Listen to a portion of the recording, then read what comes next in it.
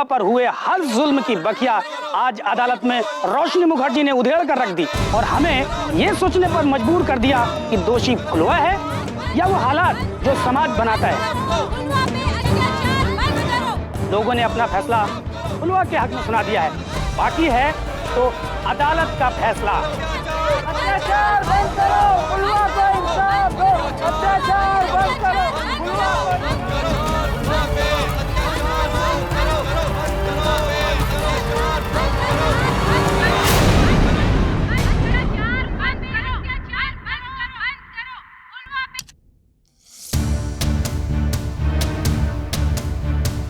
इसे शोर नहीं, रोष कहते हैं ठाकुर साहब, रोष। और ये आग की तरह फैलता है। बात दिल्ली तक पहुंच चुकी है और वहां से फोन भी आ चुका है। सीएम महोदय, सब्र कीजिए। आप कल तक रुकिए ना। इस ससुरी फुलवा को एक बार फांसी हो जाएगा तो सारा बखेरा वही समाप्त। वो अगर हुआ तो सब कुछ उसका नहीं, हमारा खत्म हो जाएगा। आपको दिखता नहीं कि किस तरह से वहां के लोगों ने उस डकैत को अपना मसीहा बना लिया। वो अगर फांसी चढ़ गई तो वो शहीद कहलाएगी। हर घर में उसकी फोटो टंगी होगी, पूजा होगी उसकी पूजा। बच्चों की स्कूल की किताबों में उसके किस्से छपेंगे। और अगर फुलवा शहीद हो गई तो चोर डाकू हम कहलाएंगे। जिस पब्लिक ने, जिस जनता ने हमें वोट देकर इस कुर्सी पर बिठाया है ना, कोई जनता लात मारकर हमें कुर्सी से उतार देगी। फिर आपकी राजनीति का क्या होगा?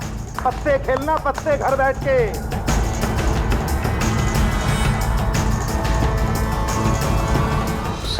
सीएम महोदय, इस ससुरी फुलवा को जिंदा छोड़ने में कौन समझदारी है का?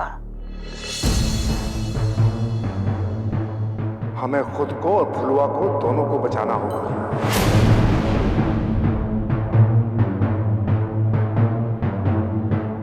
कुछ सोचना होगा। कोई ऐसा तरीका जिससे वो जीते जी पल पल मरे। ऐसा क्या कर सकते हैं? एक तरकीब है मेरे पास। क्या है वो तरकीब?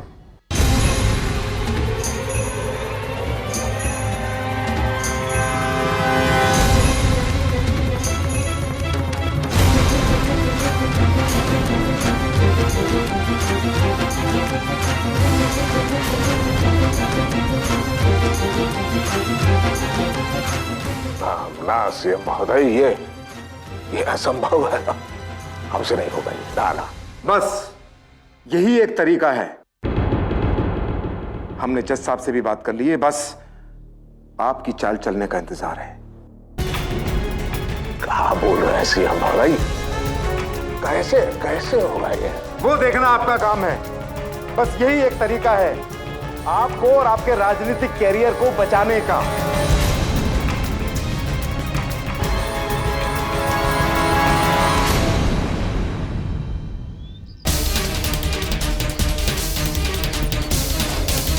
शरबती जी जिस महान इंसान की विधवा है, ये वही इंसान है जिसने फुलवा के सारे घर वालों को मौत के घाट उतार दिया था।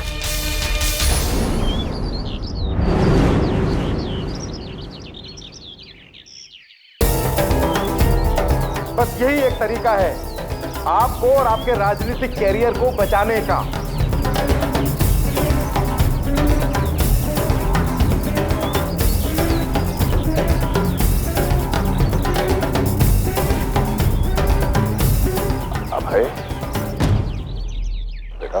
आज अदालत में भैया के बारे में जो भी रोशनी मुखर्जी ने कहा, क्या वो सब सच है?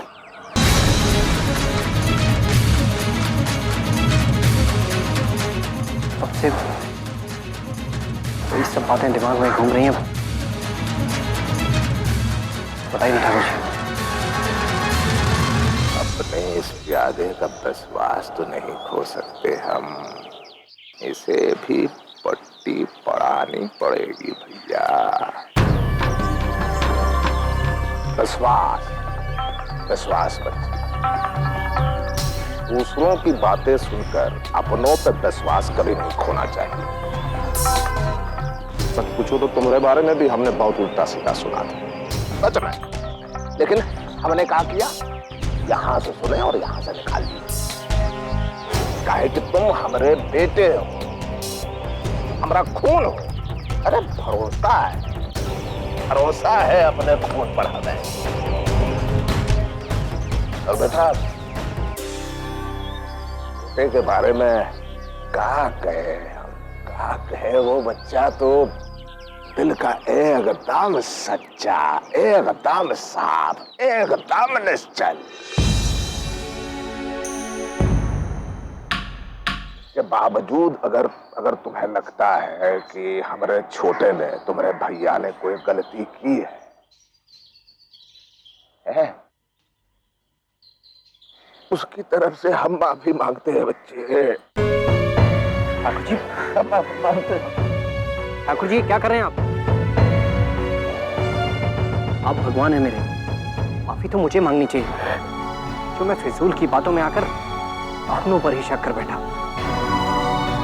नहीं ठाकुर जी, आपको माफी मांगने की कोई जरूरत नहीं। कोई बात नहीं बेटा, समय का फर्क है।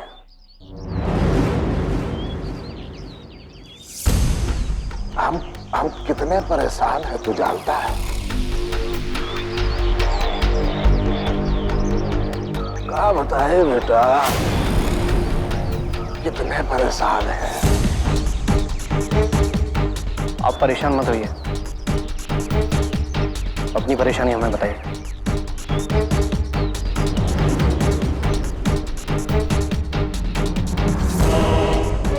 हम बेटा सीएम से मिले।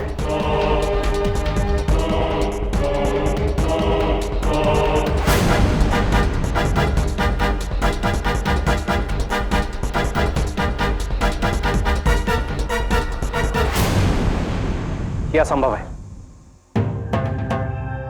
अरे हमने भी यही कहा उनसे, इसी शब्द का उपयोग किया, असंभव हमने कहा बेटा।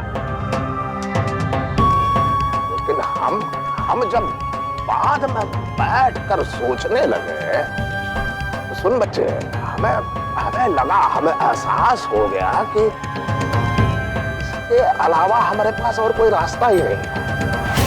लेकिन मैं ऐसा कैसे कर सकता हूं? नहीं, सच बोले, तू ही एक उम्मीद है। नहीं ठाकुर जी, आप जान मांग लीजिए, मैं देने को तैयार हूं, लेकिन ये सब मैं नहीं कर पाऊंगा।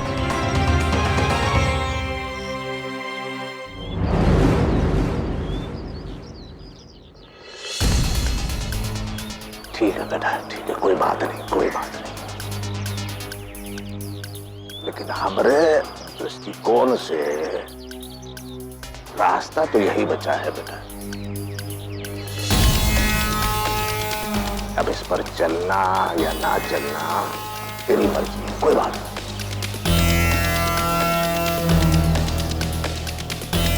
हमारा का है रे, हमारा का है,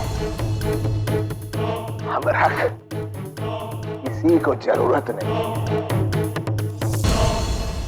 नहीं ठाकुर जी, आप जानते हैं कि मैं आपके लिए कुछ भी कर सकता हूं, कुछ भी। ये काम मुझसे नहीं होगा। ठीक है बेटा, कोई बात नहीं, कोई बात नहीं। आज छोटा होता है तेरा भैया, ये तो हमसे कोई सवाल भी नहीं करता, सच में। हमने कह दिया और उसने कर दिया। पढ़ा लिखा है, समझदार है, जो भी कह रहा होगा सही कह रहा होगा, सही सोच रहा है बेटा, सही सोच रहा होगा तू।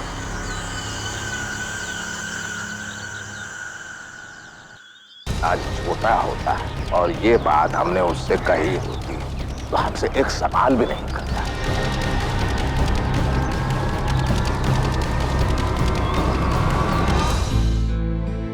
कल की सुबह जाने क्या फैसला लेकर आए?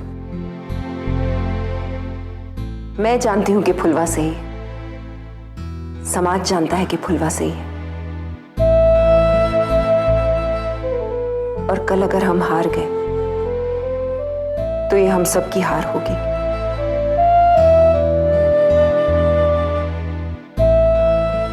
क्योंकि फुलवा की जीत में ही हमारी जीत है।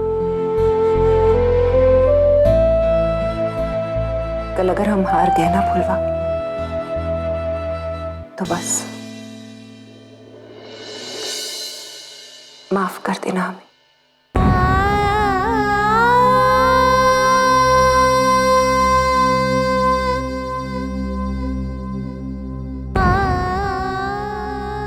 बताएं। एक दिन हम भगवान ढूंढने निकले थे। मंदिर गए, पीर बाबा से मिले, नीम के पास गए, लेकिन भगवान नहीं मिले। फिर हमें एक दर्द में कराहते हुए डकैत की आवाज सुनाई थी।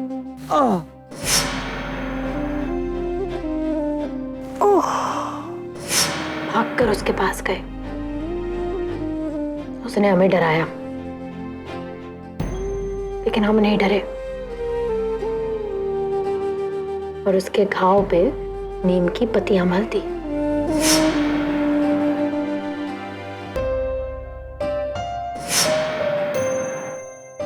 पता है वो कौन था? भवानी भैया। हमने मास्टर जी को कभी फरिश्ता नहीं माना, हमेशा हमने भगवान माना है। हमारी जान बचाने के लिए अपनी जान दे दी।